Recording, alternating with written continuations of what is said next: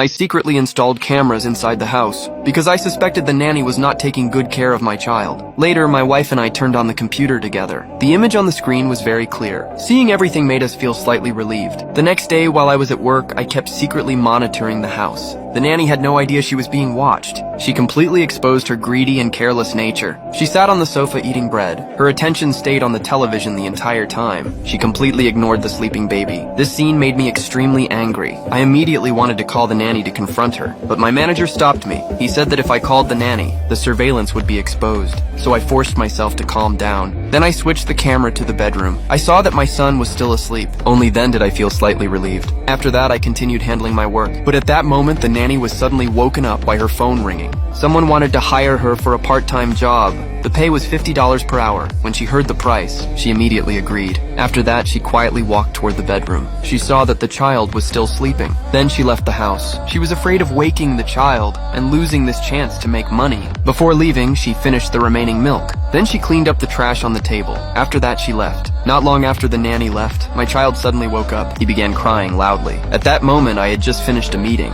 I finally had the chance to check the camera again. On the screen, I saw my son crying desperately in the crib, and the nanny was already gone. I panicked instantly, so I immediately called my wife. After hearing the news, my wife was extremely worried. She immediately called the nanny, but the nanny phone was already turned off. My wife reported this situation to me, so I immediately stood up and prepared to rush home. But on the way, my car was rear-ended. I could not return home immediately. An angry Lisa immediately called her sister, after understanding the situation. Her sister got into a car and headed home. She also asked her daughter to search online for a locksmith. At the same time, she called 911 for help. Not long after, the police and Lisa's sister arrived at the house together. But when they reached the bedroom door, there was no sound inside the room. The sister worried that something had already happened to the child. At that moment, the locksmith also arrived at the scene. After some effort, he finally opened the door. Everyone rushed into the bedroom, but what they saw next shocked everyone present.